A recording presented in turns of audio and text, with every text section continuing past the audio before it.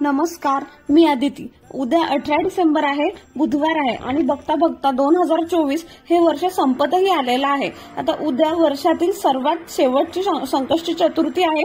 तर या दिवशी आपल्याला अगदी सोप्या पद्धतीने बाप्पांची पूजा कशी करायची, कुठला नैवेद्य दाखवायचा आणि कुठले नियम पाळावे हे आपण बघणार आहोत। तर बघा, काही शुभ दिवशी आपल्याला काही नियमांचं पालन हे करायचं असतं आणि काही चुका सुद्धा आपल्याला टाळायच्या असतात, जेणेकरून आपल्याला त्या संपूर्ण पूजेचं फळ हे मिळेल। आता आपल्या सर्वांना माहितीच आहे की कुठल्याही पूजेची सुरुवात आपण गणपती बाप्पांच्या पूजनाने करत असतो आणि उद्या वर्षातली सर्वात शेवटची संकष्टी चतुर्थी आहे।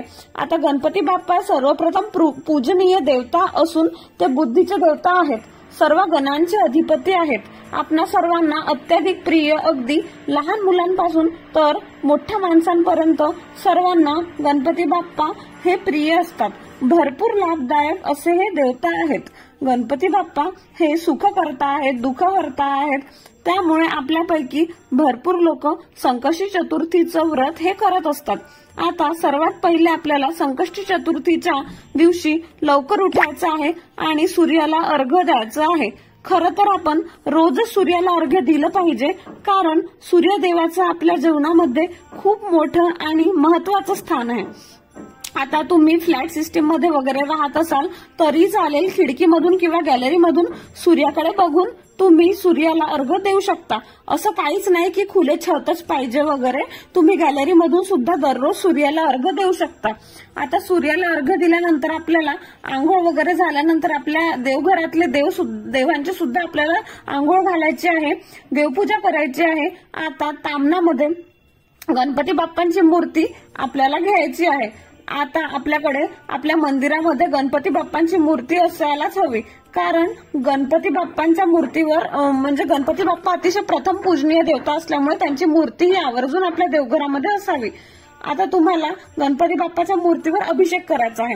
तर सर्वप्रथम तुम्ही 11 वेळा पाण्याने अभिषेक करू शकता, त्यानंतर 11 वेळा पंचामृताने अभिषेक तुम्ही करू शकता। आता बघा, आधी 11 वेळा तुम्ही पाण्याने अभिषेक करा, त्यानंतर 11 वेळा तुम्ही पंचामृताने अभिषेक करा आणि त्यानंतर स्वच्छ गणपती बाप्पांची मूर्ती पुसून घ्या। त्याच्यानंतर खाली थोडा अक्षता टाका आणि त्यावरती आपल्याला गणपती बाप्पांच्या मूर्तीची स्थापना करायची आहे। जर तुमच्याकडे सुंदर वस्त्र वगैरे असतील, गणपती बाप्पांसाठी छान फेटा वगैरे असेल, तो सुद्धा तुम्ही घालू शकता गणपती बाप्पांना। त्यानंतर आपल्याला बाप्पांना शेंदूर अर्पण करायचं आहे, कारण की गणपती बाप्पांना शेंदूर हे अतिप्रिय आहे। जर तुमच्याकडे शेंदूर नसेल तर तुम्ही अष्टगंधाचा वापर सुद्धा करू शकता, अष्टगंध सुद्धा तुम्ही गणपती बाप्पांना लावू शकता।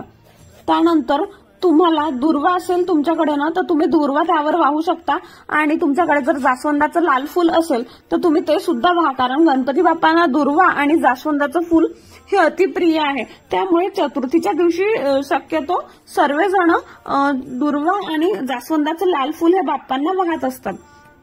आता या दिवशी संध्याकाळी तुम्हाला 11 किंवा 21 किंवा 51 असे यथाशक्ती मोदकांचा नैवेद्य तुम्ही आवर्जून गणपती बाप्पांना दाखवा।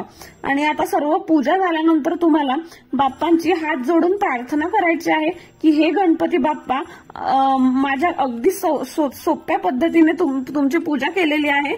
जर माझ्याकडून काही चूक झाली असेल तर मला माफ करा, कारण बघा, आपण शेवटी मनुष्य आहोत, तर चुका ह्या आपल्याकडून होतच असतात।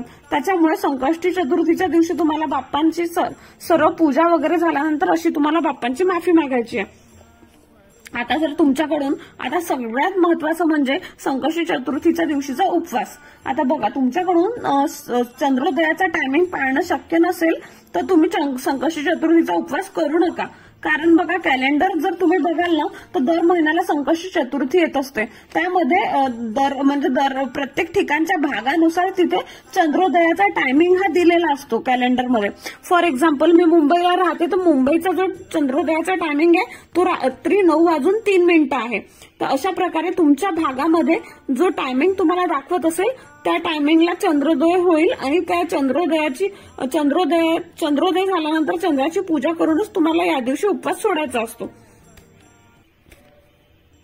आता बघा, जर चंद्र तुम्हाला त्या भागात दिसला किंवा नाही दिसला तरी तुम्हाला चंद्राची पूजा करायची आहे.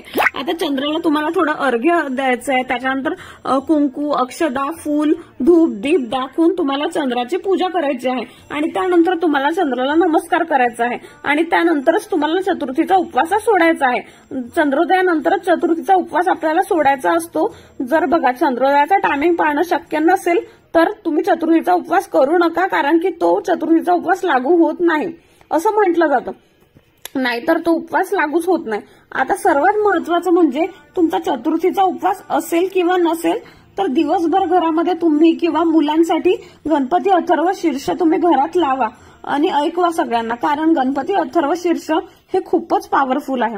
आता बघा, मुलं चिडचिड करत असतील, ऐकत नसतील, मुलांबाबतचे काहीही प्रॉब्लेम तुमचे असतील ना, तर कंटिन्यू तुम्ही गणपती अथर्व शीर्ष आणि तारक मंत्र रोज घरात लावत चला, कारण गणपती अथर्व शीर्षाचे इतकं पॉवरफुल आहे की याचे अगणित असे फायदे आहे. तुम्हाला स्वतःला फरक जाणवू लागेल.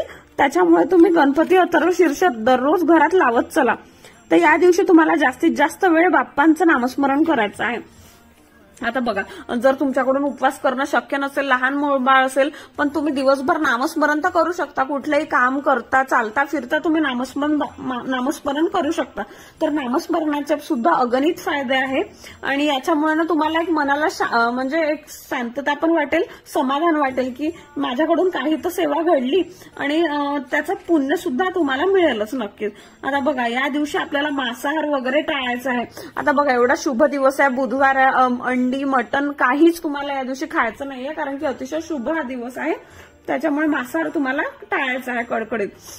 आणि दुसरं महत्वाचं म्हणजे या दिवशी तुम्हाला काळ्या रंगाचे वस्त्र परिधान करायचे नाही आहे. आता आपणा सर्वांनाच माहित आहे की कुठल्याही शुभ कार्यात आपण काळ्या रंगाचे वस्त्र घालत नाही. फक्त संक्रांत वगैरे सोडली की आपल्याला काळ्या रंगाचे वस्त्र हे वर्जित मानले गेलेले आहे. आता संक्रांतीमध्ये पण आपण का घालतो तर याच्या मागे सुद्धा एक सायंटिफिक रिझन आहे. त्याच्यामुळे आपण संक्रांतीमध्येच फक्त काळ्या रंगाला महत्व दिलेलं आहे आणि संक्रांतीलाच आपण ते घालत असतो. आता या दिवशी व्रत वगैरे जर तुम्ही करत असाल तर तुम्हाला अगदी 3-4 तास दुपारी झोपून राहणे हे तुम्हाला टाळायचं आहे. कारण की बघा, आपण 365 दिवस तेच करतो, आराम करतो हे सगळं. पण आता जे काही काही विशेष दिवस आहेत, जे महत्वाचे दिवस आहेत, ज्या दिवशी आपल्याला बाप्पांची आराधना करून त्यांना प्रसन्न करून घ्यायचं आहे, जेणेकरून वर्षभर तुम्हाला तुमच्यावर त्यांची कृपा राहील. त्याच्यामुळे तुम्हाला ह्या काही चुका त्या दिवशी करणं टाळायचं आहे. अगदी झोपून राहणं, लोळून राहणं. बघा, अगदी छोटे मुलं असेल किंवा म्हातारे वृद्ध व्यक्ती असतील तर त्यांच्यासाठी हे नियम लागू नाहीये. पण तुम्ही एकदम ठणठणीत आहे, एकदम ऊर्जावान आहे, नवीन तरुण आहात, तर तुम्ही असं नका करू, कारण की आपल्याकडून शक्य होते ना, तर मग आपण नाही करायचं तसं. एकदमच आजारी व्यक्ती आहे तर त्यांनी केलं तर देवही त्यांना बघतो की चला बाबा हा नाही करू शकत. त्याच्यामुळे तुम्हाला ह्या छोट्या छोट्या चुका या दिवशी टाळायच्या आहे. आणि अगदी साध्या पद्धतीने अशी आपल्याला गणपती बाप्पांची पूजा आपण करून बाप्पांचा आशीर्वाद घ्यायचा आहे. आणि अशा प्रकारे साध्या पद्धतीने पूजा करून आपण बाप्पांचा आशीर्वाद प्राप्त करू शकतो. तर ही अगदी महत्वाची माहिती मला तुमच्या बरोबर शेअर करायची होती. माहिती आवडल्यास व्हिडिओला लाईक करा, शेअर करा आणि चॅनलला सबस्क्राईब करा. धन्यवाद.